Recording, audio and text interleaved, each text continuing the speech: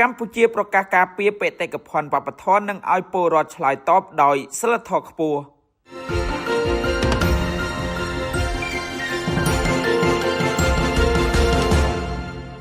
ក្រសួងវប្បធម៌និងវិចិត្រសិល្បៈកម្ពុជានៅថ្ងៃទី14ខែមិនិនានេះបានប្រកាសការពារបេតិកភណ្ឌវប្បធម៌ខ្មែរនិងការឆ្លើយតបព័ត៌មានរបស់សាធារណជនបន្ទាប់ពីក្រសួងបានកត់សម្គាល់ពីព័ត៌មាននិងមតិយោបល់មួយចំនួនដែលកំពុងផ្សព្វផ្សាយលើបណ្ដាញសង្គមនៅក្នុងប្រទេសថៃនិងសេចក្តីថ្លែងការណ៍របស់អ្នកនយោបាយថៃមួយចំនួនពាក់ព័ន្ធនឹងសម្លៀកបំពាក់ប្រពៃណីនិងការជំទាស់ចំពោះការផ្សព្វផ្សាយបង្ហាញវប្បធម៌ខ្មែរក្រសួងបានពន្យល់ថាមរតកវប្បធម៌ខ្មែរដ៏សម្បូរបែបទាំងរូបិយនិងអរូបិយ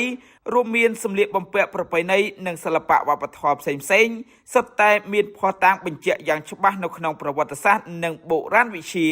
ពិសេសស្បែកដែលជាផ្នែកសំខាន់នៃការស្លៀកពាក់តុបតែងកាយរបស់ស្ត្រីខ្មែរត្រូវបានប្រើក្នុងឈុតសម្លៀកបំពាក់ប្រពៃណីនិងក្នុងពិធីអាពាហ៍ពិពាហ៍ជាពិសេសក្នុងពិធីព្រះថោងតោងស្បៃដែលមានប្រភពភ្ជាប់ទៅនឹងអរិយធម៌ខ្មែរតាំងពីសម័យហ្វូណនក្រសួងបន្តថាប្រពៃណីនេះត្រូវបានប្រជាជនខ្មែររក្សាទុកនិងគោរពអនុវត្តជាបន្តបន្ទាប់គ្រប់ជំនាន់រហូតមកដល់បច្ចុប្បន្នហើយបានក្លាយជាផ្នែកសំខាន់មួយនៃទំនៀមទម្លាប់ជាតិដែលបន្តអភិរក្សពីអតីតកាលមកបច្ចុប្បន្ននិងទៅអនាគតក្រសួងបានអំពាវនាវដល់ប្រជាពលរដ្ឋកម្ពុជាឲ្យរក្សាភាពស្ងប់ស្ងាត់ការពារកិត្តិយសនិងភាពថ្លៃថ្នូររបស់ជាតិព្រមទាំងឆ្លើយតបព័ត៌មាននានាដោយការទទួលខុសត្រូវនិងមានសីលធម៌ខ្ពស់ផ្នែកវប្បធម៌ក្រសួងថាប្រជាជនខ្មែរគួរតែបន្តឆោតលើមូលដ្ឋានសេចក្តីពិតនៃប្រវត្តិសាស្ត្រនិងភាពរឹងមាំនៃវប្បធម៌ជាតិ